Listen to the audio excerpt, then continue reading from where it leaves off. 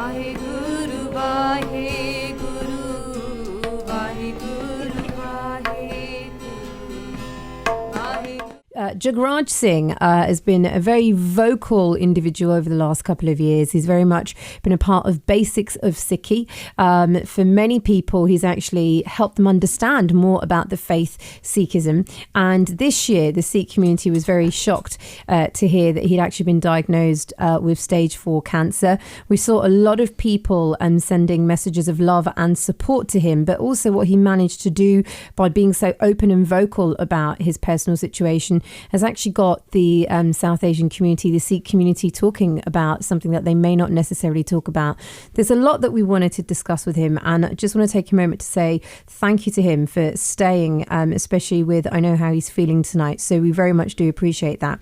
Jagraj, thanks again for joining us on Radio London. You're too kind. It's a pleasure to be on. We've tried many times to get you on, and I know you've been a very, very busy guy in terms of your public speaking that you do and going out onto the streets. Your videos on YouTube very much have been viral for many years of you speaking to people who don't know much about Sikhism, the faith.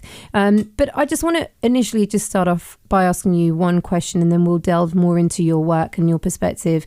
How have you felt over the past 8 months since, you've come out and been so open regarding your cancer, and how the community has responded to you?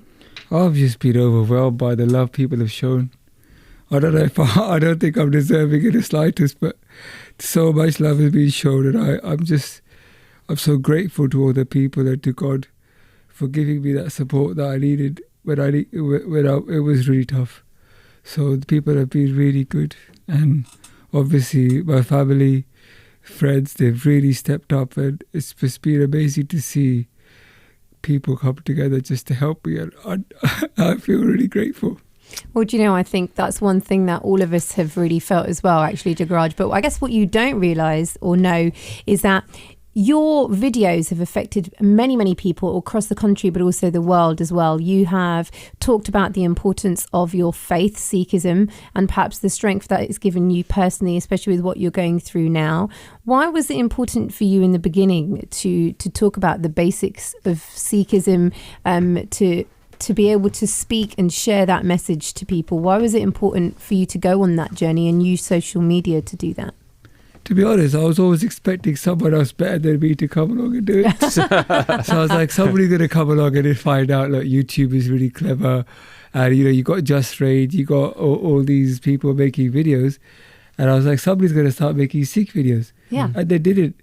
I was waiting. And I was like, you know what?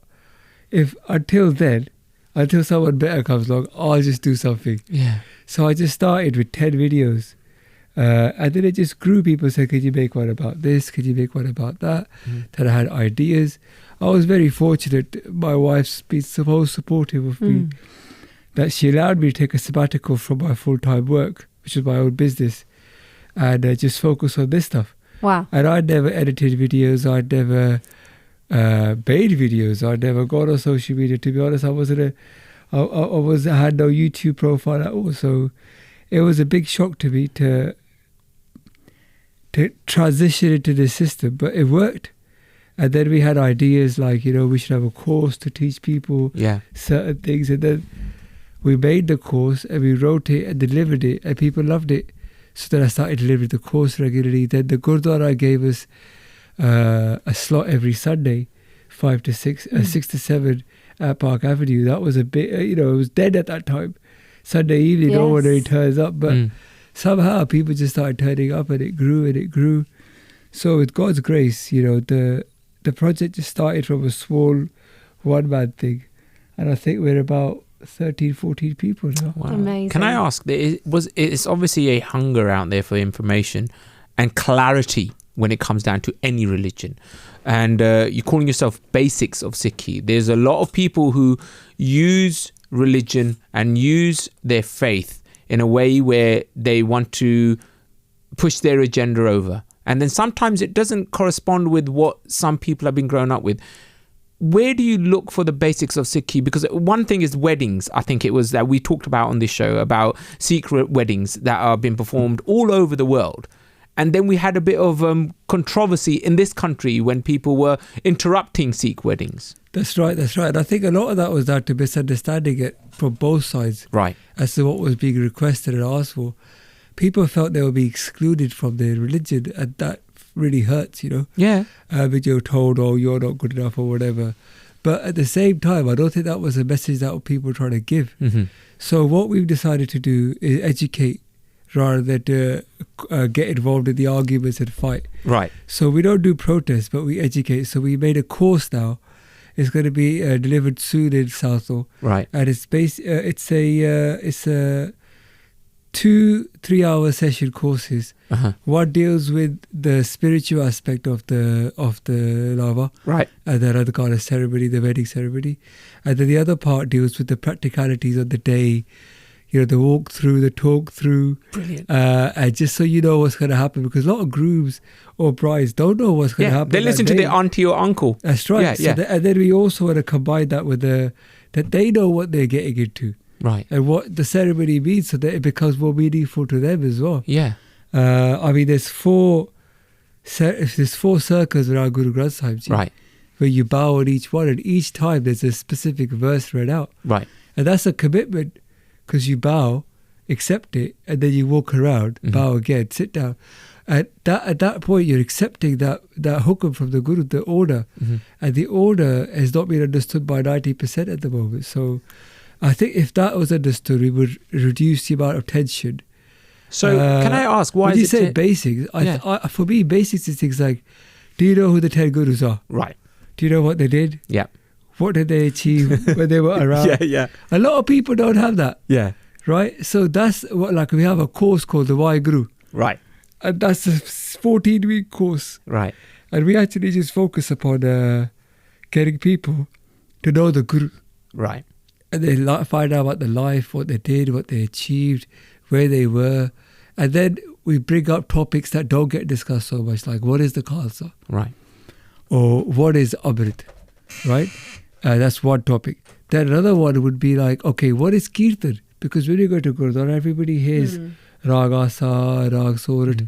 But what do they mean? So talking about that. So we incorporated music into it. We incorporated the philosophy. What is meditation? Why do people say Why Guru? You know, a lot of people don't know why they say Why Guru. They just sit there and do what everybody else. Just following. Monkey see, monkey do, basically, as opposed to say Why Guru from the heart. Yeah. So it's things like that. That kind of leads me on to the question regarding the academy. What is it that you're doing in terms of an academy? Right. So basically, we just realised a couple of years ago that myself and another guy weren't going to be enough to do the education we wanted to do. Right. So we said, why don't we train people free of charge in how to teach? Because there's no such course here. No. Right. And there's no syllabus. So we set up a syllabus. We hired a full-time teacher. And we've started a course that lasts 6 months. And we've had two iterations of the course go through now. Right. And we've had from that people that have joined us now full-time as teachers. You know, so we've created the next generation. So like, in a way, when you're talking about my cancer, if I go, there's people behind to who take carries care, on, yeah, to carry this legacy on, because this wasn't meant to be about me. No. The videos were never tried to keep my name off. It wasn't about what I was thinking about. It was about what the Guru taught. And if you can get other people to learn that and teach that, then I'm happy. I've done something, of use to the world, rather than just fritter it away on my own business and one day think, oh, I should have done something more, but I didn't. Can I ask you, Jagraj, when we talk about some of the stuff that you just touched on right now, if you look at other religions, let's go back to the wedding element of it. If I wanted to go to a church and get married in a church, I would have to do a course. If I wanted to go to a mosque, same restrictions would be.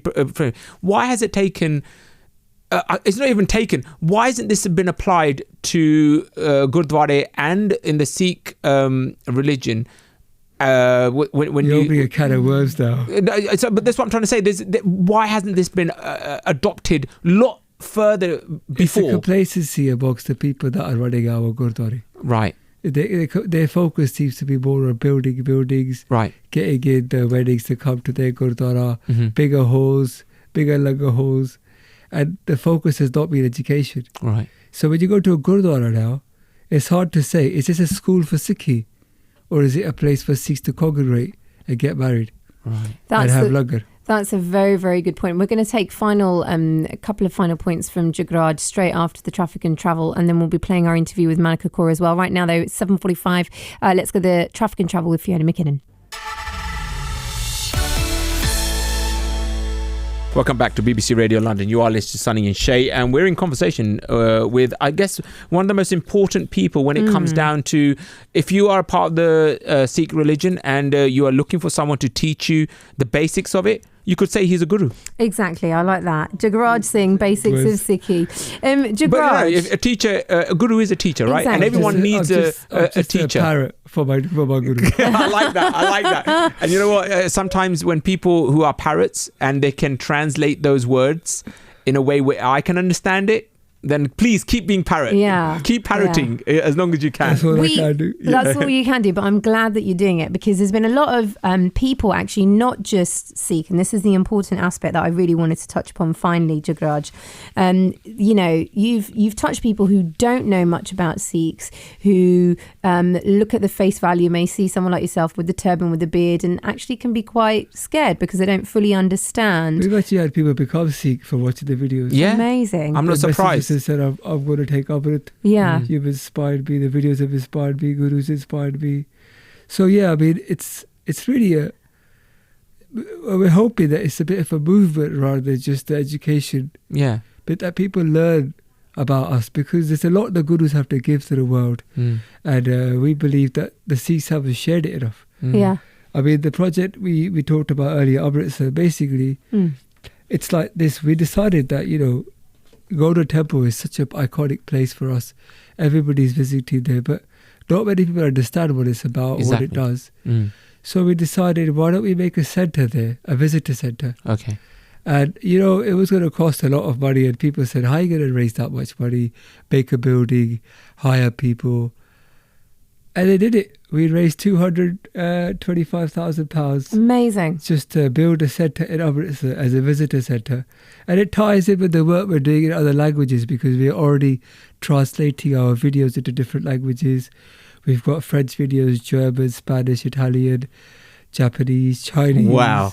List goes on. We all got an app now with all our leaflets. It's gone worldwide. It's going worldwide. That movement that began if we had that in you. Amritsar, when people would turn up from another language, you could give them the leaflet straight away. Yeah. Brilliant. Yeah. So the work's already done, but there's nowhere to showcase it. Yeah. Nowhere to have a centerpiece. And that's what I think Amritsar is going to be for us. Final question for you, Jagraj. And again, we both really do appreciate you being here tonight. You talked about legacy, you know, and I want to take a moment to congratulate you on becoming a father again last week to a beautiful baby girl. Yeah. What message would you like to leave to listeners who have heard you for the first time? You know, they're going to probably now go and look into Basics of Sikhi and get more of an understanding of the movement, which is what we like to call it. But then also to those people who have followed your personal journey for many number of years, who feel so affiliated with you, and as Sunny said, almost see you like a guru and a teacher. What would you like to say? I started thinking about basics when my kids were little, and I was thinking, what's going to be there for them? Right. And I really didn't want to be somebody who just came on this earth, lived, passed away, and didn't do much for what I'm so passionate about, which is my guru. And, you know, now my little one's here, it's even more imperative for me to really build something which is long-term and lasting beyond me. So that, and I would urge everybody to think about that, about their life and about their legacy, because what do we want to be remembered by our grandkids? I have a very close friend, Sunny Shay, who talked about this at one of our camps, because we're running camps in India now, Sikhi camps, and he was talking about the legacy. And the fact is, what do you want to be remembered by? I like to be remembered as someone who tried their best in their life to do something for the Sikh Panth and for the Guru. And no matter what little I did, you know, that's what I could do. And I do think everybody should think about their lives, because we're not here forever. And as what I'm facing in my life and my health, you realise life is precious. You've got a little bit of time. Use it for the best. Use it to do something good in this world. And then you're going to go anyway. Everybody has to go. My faith in the Guru's kept me strong. I know why he's brought me here. I understand. I'm not at all upset that I got this cancer. I just wish people realize how precious their life is, that they did more with it.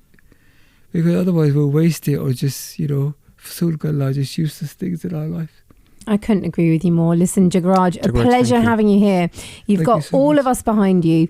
We give you all of our love and best wishes. And when you see your daughter tonight, make sure you give her a kiss from me as well, okay? Just beautiful talking to Jagraj. We'll be back straight after this. If you enjoyed this video, please like, comment, share and subscribe. Please donate and help spread Guruji's message. Link is in the description below. Vaheguru Ji Ka Khalsa, Vaheguru Ji Ki Fateh.